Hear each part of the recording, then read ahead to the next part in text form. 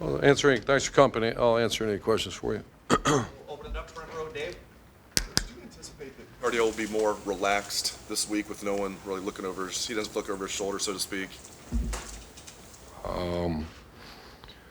Good question. I haven't really thought about it. We're just, it's a Wednesday, just getting through practice. I think, I don't want to oversimplify it. I think guys get more relaxed when they perform well in practice, because then I know they're going to be ready, and he understands the game plan.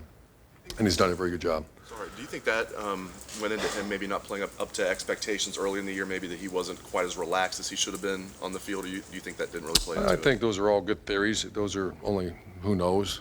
I haven't really been in, was he looking over his shoulder? And I made the comment earlier in the year, how do you play not looking over your shoulder? It's your quarterback at Ohio State. It's like playing shortstop at the Yankees. Yeah, you're looking over your shoulders. I don't know. I'm one of those ones. I believe that you get more comfortable when you perform better in practice, and he performed very well. Far left, Bill. Urban, I think you guys are still in the negative in turnover margin, or it's close to even right about now. I know you drill it. I know it's important. Do you feel like you guys are getting close to turning a corner maybe in terms of? Yeah, I think the last couple games we've done better. Obviously, we started the season bad and actually finished the season a couple times. I think we had 4 in the last game. So, that is something, people ask about penalties, and as much as we'd like to be no penalties, like against, I think were we 0 against Rutgers? Correct. One game we had 0 penalties, and you'd like to be no penalties, no turnovers, but I more worry about turnovers do happen. You'd rather them not happen. And what I try to do and really drill our staff about how are the fundamentals. Jalen had a problem. He's holding the ball low. And I think we've, you got to continue to work on that. He's holding. The guys are fundamentally much better with the ball now. In terms of generating them yourselves on defense, I think the interceptions are down a bit from what they were last year. Are teams attacking your secondary any differently than they were last year? No, I don't believe so. I didn't even know we're down, and I think our guys, we're top 5 in the country in pass defense, and we're getting after quarterbacks pretty good. So. Second row left, Lori. Coach, JT in practice this week, have you been using him as a scout team quarterback? Has he just been working with Cardell and Braxton? No, he's been working with Braxton, and then Joe Burrow is also a guy that's getting some quality reps. Is Steven your scout team Mitch Leitner? Yes. Far left, Matt.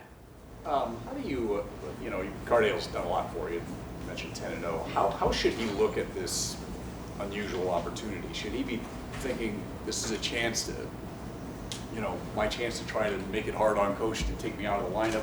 What do you want? What do you want him to be thinking going in? How should he look at this opportunity, I guess? Oh, I would imagine, I have not talked to him about this, I would imagine as a competitor and a guy that wants to play, this is a shot to be the starting quarterback because you are at Ohio State, and we'll worry about next week. But he's human and he's a competitor, so I would imagine, that that's what he's doing. But we all know there's one way to do that: play well, win the game. And also, you mentioned JT working with Braxton. What's Braxton's week been like? Has he had to take more reps? A lot going on. Yeah, it would seem to be. A lot going on. So yeah, he works with Tim Beck for a while, and then he goes over to H a little bit, and just busy week. Good thing is he's very natural at that position. Second row middle, Brian. When you face a team with an interim coach, does that change the way you prepare at No. all? No, he was there, and when Coach Kill had his health issues, and he stepped right in, they did a good job. So he's been there. I did look him up, and they've been together since, I want to say, Southern Illinois, and so there'll be no change. Do you look more at those games from 2013 when he stepped in and No, coached? Or? no, because the coordinators are still running the show, and Bill. Darren Lee obviously had a breakthrough year last year. How would you describe the way he's played this year? playing really good. You'd have to ask Coach Fickle exactly, but I think he's playing excellent. Can you sense that offenses and offensive coordinators are approaching him or he's conscious of him and making sure that he doesn't make the kind of plays he made last year? I have no idea. You mean he's not making the plays he made last year? Well, the plays at the end of the year, the explosive plays, it seems like offenses are gearing their blocking schemes in part to. I have no idea. I think he's playing very good. I haven't broke it down in that much detail. And, when you blitz and the ball goes in your hands or something and you run 60 yards, I thought you were talking about those kind of plays. Yeah, a lot of times those are things work out pretty well for you. And if you play hard, good things happen. Coach, any reaction to the playoff ranking at 3? No, I just think those people got a tough job. I know last year this time we were 16th, and I think everybody's kind of, at least everybody in our profession let's keep going, man. There's a lot of football, and how the rankings come out, I don't know. We got to worry about today was 3rd down in red zone and move forward. I didn't even address it with our team. I thought I might, but we have too much to do. How about the Minnesota D? What do you see from them? Minnesota defense, very good defense. Obviously, they played very passionately last week and did very well. 2 NFL corners, that's what I see. And I got my pro personnel scout, John Cooper, gave me the listings, and they're 2 NFL guys, very good players. He consults with you each week. Absolutely, high level. Far left, Doug. Urban, what effect, if any, have you seen on the team of JT's suspension? Just how? I think this team's been through so much that it's time to just go, and there's so much, we try to really focus on, you've heard it a million times around our power unit, and the corner's job is to play really good as a group and grade out champions. And if Braxton's taking the snaps, I'm not sure.